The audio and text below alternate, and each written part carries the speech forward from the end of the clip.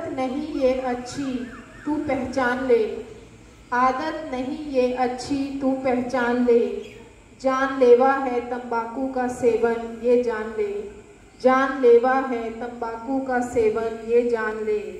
केसर नहीं कैंसर का दम है दाने दाने में, केसर नहीं कैंसर का दम है दाने दाने में। ऐ मेरे दोस्त छोड़ दे ये शौक बात मान ले, ऐ मेरे दोस्त छोड़ दे ये शौक बात मान ले। Honorable Principal Ma'am, respected teachers, dear boys and girls, very good morning to one and all present here. बेटे ये ਜਿਹੜੀਆਂ ਲਾਈਨਸ ਹੁਣੇ मैं बोलियां ਇਹ ਅੱਜ ਦੇ ਦਿਨ ਨਾਲ पूरी तरह रिलेटेड ਹਨ क्योंकि ਅੱਜ 31 मई ਨੂੰ ਸਾਰੇ ਵਿਸ਼ਵ ਵਿੱਚ विश्व मनाही तंबाकू दिवस मनाया जाता है। This day is celebrated as World No Tobacco Day all over the world. मैं पहला भी कई बार कहनी है कि जदों कोई दिवस मनाया जाता है तो उस दिवस को मनाने का फायदा उदों होता है जदों आपां उस दिवस बारे पूरी तरह जानकारी हासिल कर लईए और वो जानकारी जिहड़ी आपां हासिल करते हाँ उसनूं अपने जिंदगी दे विच अमल विच लियाईए ताजो सानूं फायदा हो सके। तो अज असीं तंबाकू मनाही दिवस की गल करते हाँ। सब तो पहला सानूं ये जानने की लोड़ है कि तंबाकू की है और तंबाकू किस तरह साडे शरीर नूं खराब करता है, किस तरह ये वक्-वक् तरह दी बीमारियां पैदा करता है और सानू मौत के मुँह में धकेल देता है। तंबाकू के सेवन नाल वक्-वक् देशों में हर साल 60 लाख लोग मरते हैं। Imagine the number. जो तंबाकू का सेवन करे वो अपने अनमोल जीवन की दुर्दशा करता है। तंबाकू का नशा एक इहो जिहा नशा है जिहदे नाल इंसान मौत के मुँह दे विच धक्या जाता है।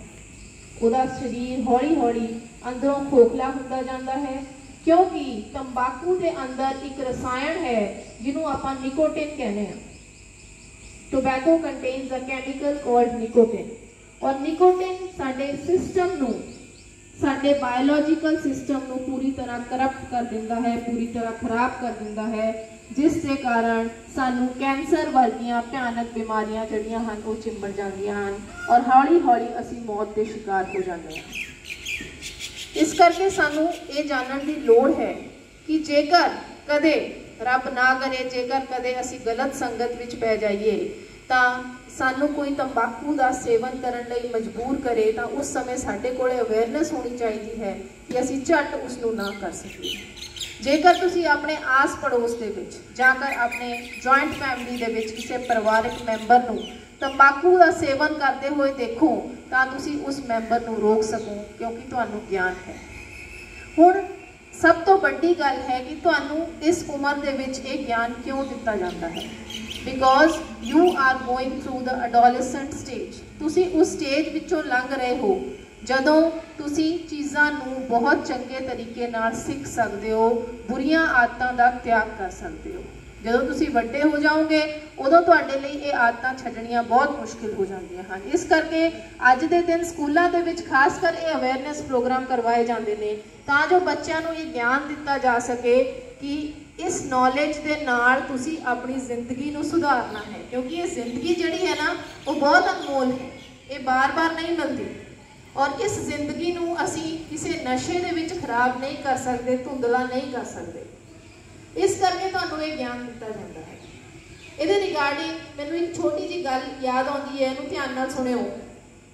एक पिता दा छोटा बच्चा छोटा बेटा बुरियां आदतां दा शिकार हो गया, ठीक है, नशे विच पै गया और जदों भी पिता उन्होंने समझाते सी कि बेटे आदतां छड्ड दे तैनूं खराब करन दियां तो वह बच्चा यही कहता सी कि पापा जदों मैं बड़ा हो जाऊँगा उदों छड्ड दूँगा, जदों मैं बड़ा हो जाऊँगा उदों ये सारियां आदतां खत्म हो जाएंगी। पर पिता नूं पता सी कि यह संभव नहीं है तो पिता बार बार बच्चे नूं समझाते रहंदे पर हमेशा असफल रहंदे। फिर उन्होंने पता लग्या कि पिंड दे विच एक संत आए ने जो कि बहुत ही विद्वान ने, बहुत सियाणे ने, वो दूजियां दियां उलझनां नूं सुलझा दिंदे ने। पिता जाके उन्होंने मिले तो उन्होंने अपनी जी परेशानी है उन्होंने दसी तो वो जोड़े संत सी उन्होंने कहा कि तुसी कल अपने बेटे नूं मेरे को पिंड के बगीचे में भेज दो। उन्होंने इस तरह किया बेटे नूं बाग दे विच भेज दिता और बेटा जदों गया उत्थे तां संत ने उन्होंने एक पौधा दिखाया, छोटा जिहा पौधा जिहड़ा गमले दे विच लग्या होया सी। उन्होंने कहा कि तू इस पौधे नूं उखाड़ सकदा है? बच्चा हस्या, कहता इसनूं उखाड़ना तो मेरे खब्बे हाथ का काम है। उसने फटाफट पौधा फड़िया और जड़ों उखाड़ दिता। उस तो बाद संतां ने उसनूं थोड़ा जिहा वड्डा पौधा दिखाया, कहते कि तू इस पौधे नूं उखाड़ सकदा है? वो कहता मैं इस पौधे नूं भी उखाड़ सकदा, पर इस बार उन्होंने थोड़ी जी ताकत लानी पई और फिर थोड़ी जी ताकत ला के उसने पौधे नूं उखाड़ दिता। उस बार उस तो बाद संतां दा इशारा एक बड़े रुख की तरफ सीगा। उन्होंने कहा कि तू इस रुख नूं हिला सकदा है कि इसनूं उखाड़ सकदा है? तो बच्चे ने कोशिश की, पर कोशिश करने तो बाद वो बिल्कुल भी उस रुख नूं हिला नहीं सकिया तो उसने कह दिता कि यह काम तो मेरे लिए असंभव है। संतां ने कहा मैं तेनों यही दसना सी कि जदों तू छोटा है उदों तेरियां आदतां जे बिगड़ भी जांदियां हन तां तू उन्हां आदतां नूं बहुत आसानी नाल त्याग सकदा है, उन्हां आदतां नूं बहुत चंगी तरह छड्ड सकदा है। जदों तू थोड़ा जिहा वड्डा हो जाएगा फिर उन्हां आदतां नूं छड्डण दी कोशिश करेगा तो तेनों दिक्कत आएगी। कामयाब तो तू फिर भी हो जाएगा पर फिर तेनों परेशानी आएगी और तेनों मुसीबतां झेलनियां पैणगियां उन्हां आदतां नूं छड्डण लई। पर जदों तू बिल्कुल जवान हो जाएगा उदों तेरे लिए ये आदतां नूं छड्डना असंभव हो जाएगा। इस करके ये जरूरी है कि हुणे तो जे अपने अंदर कोई गलत आदत है तो हुणे तो उसका त्याग कर दईए, चंगियां आदतां सीख लईए, because this is the time when you can learn. This is the learning stage you are going through. हुण तुसीं याद कर सकते हो, कुछ भी सीख सकते हो, कुछ भी समझ सकते हो। इस करके ये जिहड़ा ज्ञान है अज दे दिन सारे स्कूलों के विच दिता जाता है। हुण देखो वख-वख जगह ते वख-वख प्रोग्राम्स किए जाते हैं, वख-वख देशों विच सार्वजनिक स्थानां ते प्रदर्शनी फ्लैग्स अते बैनर्स के नाल समझाया जाता है। अज दे दिन स्कूलों अते कॉलेजों विच वख-वख प्रोग्राम आयोजित किए जाते हैं, पर मैनूं ये लगता है कि सब तो वड्डी अते सब तो इफेक्टिव गल ये है कि असी अपने मन नूं समझाइए, असी अपने मन नाल एक वादा करिए कि असी इस गलत रस्ते विच नहीं जावांगे। असी जिंदगी विच कदे भी तंबाकू के नेड़े नहीं जावांगे, क्योंकि किसी ने कहा है तंबाकू को जिसने गले लगाया मौत को उसने पास बुलाया। इस करके ये जरूरी है जे साडी जिंदगी दे विच भी कदे ये स्टेज आउंदी है जां असी अपने परिवार दे विच किसी नूं ये करते हुए देखते हैं तो उन्होंने असी समझाइए, because you are the citizen of our country. ठीक है, तुसी ही समझा सकते हो, तुसी ही ह्यूमन चेन बन के ये मैसेज नूं चारों पासे स्प्रैड कर सकते हो कि ये गलत है।